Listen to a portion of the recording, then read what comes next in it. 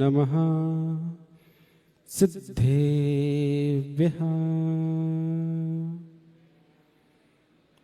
ॐ नमः सिद्धेभ्यः।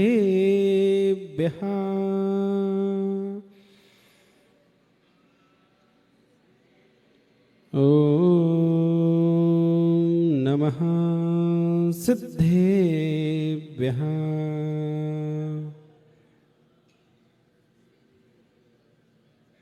नमो अरिहन्ताणं नमो सिद्धाणं नमो आयर्याणं नमो वज्रायाणं नमो लोहे सव्यसाहुनं गुरुभः पान्तु नो नित्यं ज्ञानदर्शननायकः चारित्राणवगम्भीरा मोक्षमार्गोपदेशकः सरस्वती नमस्तुभ्यं वरदे कामरूपिणि विद्यारम्भं करिष्यामि सिद्धिर्भवतु मे सदा।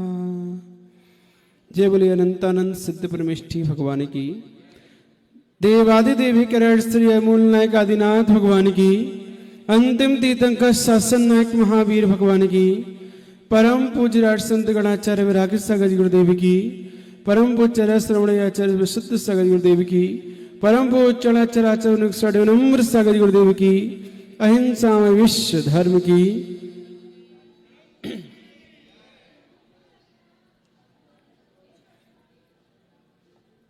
जब हमारे समक्ष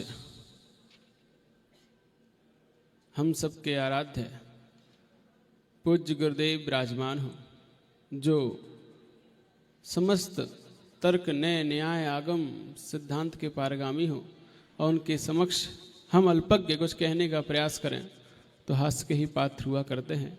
फिर भी गुरु की आज्ञा है और गुरु की आज्ञा का पालन करना शिष्यों का कर्तव्य होता है। उनके चरणों में रहकर जो सीखा है, समझा है, जाना है, उसी में से कुछ कहने का प्रयास करेंगे। कल हम आहार करने के लिए जिस चौके में गए थे, तो उस चौके में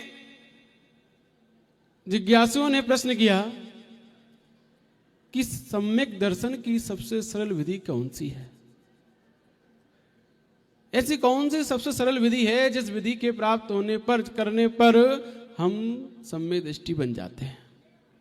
क्या करें कि हम अपने मनुष्य भाव को सार्थक कर पाएं? क्योंकि 84 लाख योनियों में एक मनुष्य योनि है जहां पर सम्यक्ति की शुरुआत होती है। प्रथमोपम सम्यक दर्शन मनुष्य भाव में प्राप्त होता है। वैसे होता तो चारों गतियों में ही है, लेकिन मुख्य रूप से जहां पर हमें देशना मिल सकती है, जहां पर हमें जिनवाणी मिल सकते हैं, अरिहंत भगवंत मिल सकते हैं, वो कहां? मनुष्य भाव में मिल सकते हैं। तो ऐसे मनुष्य भाव को पाकर हम कैसे इसका सदुपयोग करें, कैसे इसको सार्थक कर पाएं, बतलाइए। तो आचार्य भगवान ने कहा है सम्यक दर्शन प्राप्त करने के लिए तत्वार्थ सूत्र में तत्वार्थ श्रद्धानम सम्यक दर्शनम, कि तत्वों पर श्रद्धान करना सम्यक दर्शन है। और तत्व तो हम जानते ही नहीं है, क्या होते हैं तत्व, कैसे होते हैं तत्व, तो ये तो हमारे बस की बात नहीं है। तो फिर आचार्य भगवान ने कह दिया चलो आपको ये बस की बात नहीं है, तो देव शास्त्र गुरु के ऊपर प्रगाढ़ श्रद्धान, अटूट श्रद्धान होना, ये सम्यक दर्शन है। ये रत्नकंड श्रावकाचार्य में समंतवत स्वामी ने कह दिया कि जब आप देव शास्त्र गुरु के ऊपर सच्चे देव को जान लीजिए, जो 18 दोषों से रहित हों, बीतरागी हों, सर्वज्ञ हों, हितोपदेशी हों, ऐसे सच्चे देव शास्त्र जिसमें ज्ञान दर्शन चारित्र्य की बात कही गई हो, और गुरु विषयासा वसाती तो निरारंभो परिग्रह ज्ञान ध्यान तपोरक्ता तपस्या सब प्रशस्ते, ऐसे गुरुओं की बात जिसमें लिखी गई हो। तो ऐसे सच्चे देव शास्त्र गुरु पर अटूट श्रद्धान करना सम्यक दर्शन है। अब बात आती है श्रद्धान क्या है। सुना तो बहुत है, तत्वार्थ श्रद्धानम सम्यक दर्शनम, देव शास्त्र गुरु पर श्रद्धान करना सम्यक दर्शन है, लेकिन श्रद्धान क्या चीज है पता है आप लोगों को कि श्रद्धान किसे कहते हैं? श्रद्धान क्या होता है? क्योंकि बिन जाननते दोष गुणन को कैसे तजिए गई। जब तक हमें पता ही नहीं होगा कि दोष किस में है और गुण किस में है, उसे कैसे ग्रहण करेंगे, गुणों को दोषों को कैसे छोड़ेंगे, पता ही नहीं है। और हमें अपनी कुछ नहीं पता नहीं है, दूसरों की सब पता है, दूसरों को हम देखते रहते हैं, वो ऐसा करते वो ऐसा करते, ऐसे वैसे, अपना पता नहीं है कि हम कैसे। बस यही कारण है कि आज तक सम्यक की प्राप्ति नहीं हो पाती। तो इसीलिए हमें उस श्रद्धान शब्द को समझना होगा सबसे पहले, क्योंकि हमें उसी योग्य अपने कार्य करने हैं। तो श्रद्धान किसे कहते हैं? तो आचार्य भगवान और छैडाला में कवि ने लिखा है, दौलत राम जी ने, कि पर द्रव्यन से भिन्न आप में रुचि सम्यक्त भला है। कि पर द्रव्यों से हटकर, पर द्रव्य कौन कौन से हैं? कौन कौन से हैं पता है आप लोगों को?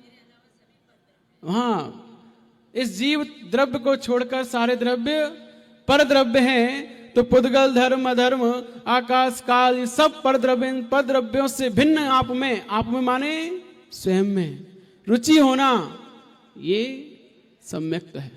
तो रुचि का अर्थ श्रद्धान लिया जाता है। और रुचि कैसी? ऐसी वैसी नहीं, रुचि पूर्वक स्वीकारोक्ति। आपने जिस चीज को स्वीकार किया है उसे कैसे करना है स्वीकार? अटूट रुचि के साथ।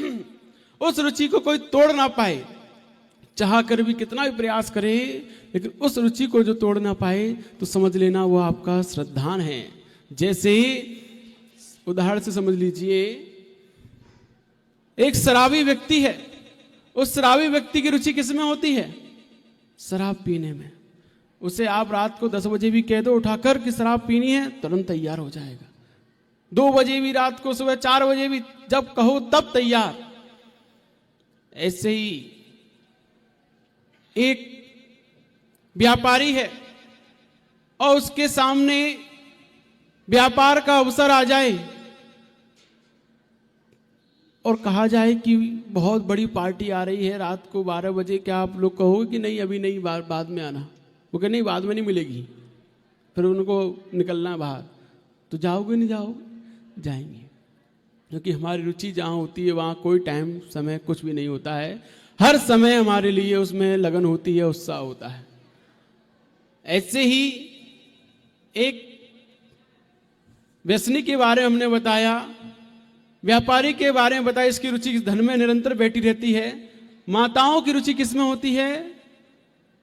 तो बच्चों में होती है। वो बच्चों के लिए हमेशा 24 घंटे तत्पर हैं, हमेशा हर समय तैयार हुआ करती हैं। चाहे रात को 12 बजे भी बच्चा बाहर से आ रहा है तो वो जग रही है उसके इंतजार में, कि उसकी रुचि उसमें हुआ करती। और एक प्रेमी की रुचि प्रेमिका में हुआ करती है। वो उसको देखने के लिए उसके गली के बाहर चाहे तब चक्कर लगाता ही रहता है, बस एक बार दिख जाए। कोई समय नहीं, कोई सीमा नहीं। तो जिसकी रुचि जिस चीज में हुआ करती है वो उसके लिए हर पल हर समय तैयार बैठा रहता है, और रुचि ही श्रद्धा को उत्पन्न कराती है। तो अब विचार करना है कि हमारी रुचि किस में है। सच्चे देव शास्त्र गुरु में हमारी ऐसी रुचि है कि घर में 10 काम हो और पता चल जाए, समाचार आ जाए कि मुनराज हमारे नगर में आ रहे हैं, हमारी कॉलोनी में आ रहे हैं, तो हम पहले काम बंद करके अपन को लेने जाएं। क्या ऐसी रुचि हमारे पास है? क्या ऐसी लगन है हमारे अंतरंग में उनके प्रति कि घर में शादी भी हो और हमारे नगर में मुनराज भी आ रहे हो तो हम शादी को छोड़कर पहले उनको लेने जाएंगे? है ऐसी? नहीं है। घर में शादी होती है, सबसे पहले कटौती कहाँ होती है? मंदिर के समय में होती है, कि मंदिर में हम 1 घंटा दिया करते थे तो अब घर में एक शादी है, काम है, तो अब जल्दी जल्दी अभिषेक करो, पूजन करो, जल्दी जाना है, जल्दी कार्य करना है। कटौती कहाँ हुई? मंदिर में। कटौती कहाँ हुई? गुरुओं के पास कि अरे महाराज जी 2 दिन से काम था इसलिए आपके पास नहीं आ पाए। तो कहाँ हुई कटौती? कटौती वहां होती है जहां हमारी रुचि नहीं होती, और जहां रुचि होती है वहां कितने भी काम आ जाएं वो व्यक्ति वहां पर 2 मिनट के लिए 10 मिनट के लिए तो पहुंच ही जाएगा और अपना काम करके आ जाएगा। तो ये स्वीकारता कि हमने किसको रुचिपूर्वक स्वीकार किया है अपने जीवन में, ये बतलाता है कि हमारा श्रद्धान कहाँ है। क्योंकि श्रद्धान एक प्रकार का नहीं होता है, श्रद्धान 2 प्रकार का होता है, एक सम्यक श्रद्धान और एक मिथ्या श्रद्धान। तो जब हमारी रुचि मिथ्या की ओर है, गलत दिशा में है, तो मिथ्या श्रद्धान बैठा है, मिथ्या दृष्टि है, हम मिथ्या दर्शन है हमारे पास। और जब हमारी रुचि सही दिशा में है, सच्चे देव शास्त्र गुरु के प्रति है, निरंतर हमारा चिंतन मनन हमारा वीतरागी भगवंतों की ओर, वैरागी गुरुओं की ओर, सच्चे शास्त्रों की ओर हमारा निरंतर चिंतन मनन चलता रहता है, तो हमारी रुचि वहां बैठी हुई है, तो हम सम्यक दृष्टि अपने आप को कह सकते हैं। तो ये श्रद्धान कहलाता है। श्रद्धान का अर्थ समझ में आ गया क्या? रुचि पूर्वक स्वीकारोक्ति, कि हमने किसको बहुत लगन और उत्साह रुचि के साथ स्वीकार किया है। घर परिवार को, व्यापार को, या सच्चे देव शास्त्र गुरु को किसको स्वीकार किया है हमने अपने हृदय में, किसको स्थान दिया है? रुचि पूर्वक। ये नहीं कि हम जैन कुल में जन्म हो गया है तो हम मंदिर जाते ही हैं, पूजन करते ही हैं, क्योंकि हमारा दादा परदादा करते आए तो हमें भी करना है, क्योंकि जन्म ही लिया है जैन जात में। अगर दूसरी जात में जन्म लेते तो वहां जाते। तो कुल देवता मानकर नहीं पूजना है कि हमने इस कुल में जन्म लिया है तो हमें मंदिर जाना है। अरे भाई, भक्ति वसात मंदिर जाना है। क्यों जाना है? उनके गुणों को पाने के लिए, उन जैसे गुण हमारे जीवन में आए, इस तरह से अपने अंतरंग में विशेष भक्ति को जगाते हुए फिर मंदिर जाओगे तो समझना आप सही मायने में मंदिर जाकर कुछ ग्रहण करके आ रहे हो। अन्यथा सिर्फ और सिर्फ एक थाली के चावल दूसरी थाली में चढ़ाकर चले आओगे, कुछ नहीं होगा। एक भाव में ये पहली बार नहीं है कि हमें जैन कुल मिला हो, ऐसे असंख्यात बार हमने जैन कुल को प्राप्त कर लिया है। कईयों बार हमने देव शास्त्र गुरु का समागम प्राप्त कर लिया है, कईयों बार हम मुनि बन चुके हैं। कहा जाता है, अष्टपाहुड़ में आचार्य कुंद कुंद भगवंत बोलते हैं कि इस जीव ने इतनी बार पीछी कमंडल ग्रहण कर लिए हैं कि यदि वह पीछी कमंडल इकट्ठे किए जाएं तो सुमेरु पर्वत जितना पहाड़ बन जाए। इस जीव ने इतनी बार जन्म मरण धारण कर लिया है कि उस मां का जो गर्भ से नाल जुड़ी होती है, उस नाल को इकट्ठा किया जाए तो मेरु पर्वत जितना पहाड़ बन जाए। पहली बार मां नहीं मिली है तो इन मां के मोह में हम डूबे रहे। इस जीव ने इतनी बार उन माताओं का दूध पिया है कि यदि उस दूध को इकट्ठा किया जाए तो सुमेरु वो लबड़ समझ इतना सागर बन जाए। तो पहली बार जैन कुल, पहली बार देव शास्त्र गुरु का समागम नहीं मिला है, कईयों बार मिल चुका है, लेकिन हमने क्या किया? पाकर भी क्या किया? जो अभी कर रहे हैं वही किया। अभी क्या कर रहे हैं? दुकानदारी। अभी क्या कर रहे हैं? राग द्वेष, मोह माया, क्रोध मान माया लोभ तृष्णा, बस। और यही हमने पहले भी किया। इसी कारण से आज तक हम सब कुछ पाकर भी अभागे रहे और पंचम काल में जन्म लेना पड़ा, और लेते रहेंगे कब तक? तब तक जब तक तत्वार्थ श्रद्धानम, स्वयं के तत्व से रुचि नहीं होगी, स्वयं के प्रति रुचि नहीं जागेगी, स्वयं को रुचि पूर्वक स्वीकार नहीं करोगे, अपनी सत्ता को नहीं जानोगे, नहीं पहचानोगे, तब तक ये चलता ही रहेगा, चलता ही रहेगा, चलता ही रहेगा। तैयार हो आप लोग ये चक्कर में घूमने के लिए? तैयार हैं? हमारे सामने मना कर रहे हो? वैसे तो हम तैयार हैं, क्योंकि हमने आज तक अपने आप को जानने के लिए कोई विचार किया ही नहीं, कोई प्रश्न पूछा ही नहीं कि अपने आप को कैसे जाने, कैसे समझें, कैसे प्राप्त करें अपने आप को। कभी किसी मुनराज से प्रश्न किया? कभी कोशिश की स्वयं को जानने की, पहचानने की? नहीं। तो हम तैयार तो बैठे ही हैं, किसके लिए? राउंडिंग राउंडिंग एंड राउंडिंग, निरंतर घूमने के लिए तैयार, क्योंकि हमें अपने जीव तत्व के प्रति कोई भी किसी प्रकार का जागृति नहीं है। और जब तक जागृति नहीं होगी अपने रुचि तत्व के प्रति, तब तक उसके प्रति रुचि, स्वीकारोक्ति, उस पर श्रद्धान कैसे बनेगा? और बिना उसके श्रद्धान बने सम्यक दर्शन होने वाला नहीं है। तो पहला श्रद्धान तो देव शास्त्र गुरु के प्रति, दूसरा श्रद्धान तत्वार्थ श्रद्धानम। तो पहला तत्व क्या है? जीव तत्व। जीव कौन? मैं स्वयं। तो बस ये दो विधि आपने अपने जीवन में उतार ली तो आप नियम से सम्यक दृष्टि हो। क्योंकि जो व्यक्ति इस जीव तत्व को पहचान कर अपने आप में संलग्न रहता है, अपने लिए पुरुषार्थ करता है, वह व्यक्ति नियम से धर्मात्मा होते हुए परंपरा से निर्वाण को प्राप्त कर लिया करता है। तो इसीलिए आपके लिए ये अवसर है क्या कि आपको जैन कुल मिला है, देव शास्त्र गुरु का समागम मिला है, सच्चे देव शास्त्र गुरु का समागम मिला है, तो आप उसको चूके नहीं। अपने जीवन में ये जानने का प्रयास करें कि मैं कौन हूँ, कहाँ से आया हूँ, मुझे क्या करना है, किस लिए ये मनुष्य कुल मुझे प्राप्त हुआ है, और ये सब प्राप्त करने के बाद अब मेरा क्या लक्ष्य है। जब तक आप ये सब चिंतन नहीं करोगे, मनन नहीं करोगे, तब तक आप उस सम्यक्त को प्राप्त नहीं कर सकते हो, और तब तक आप इस 84 लाख योनियों के परिभ्रमण से नहीं बच सकते हो।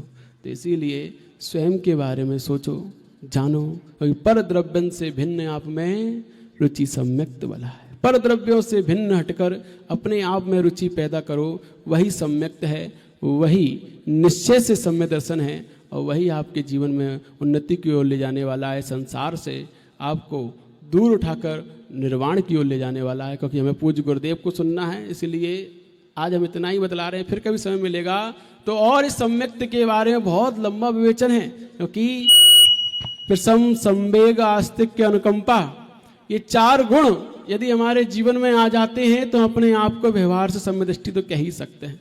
तो कौन से 4 गुण होते हैं, कैसे होते हैं, वो कभी समय आएगा आप तो फिर बतलाने का प्रयास करेंगे। आज के लिए इतना ही। जय बोलिए परम पूज्य आचार्य गुरुवर श्री विनम्र सागर गुरुदेव की जय हो।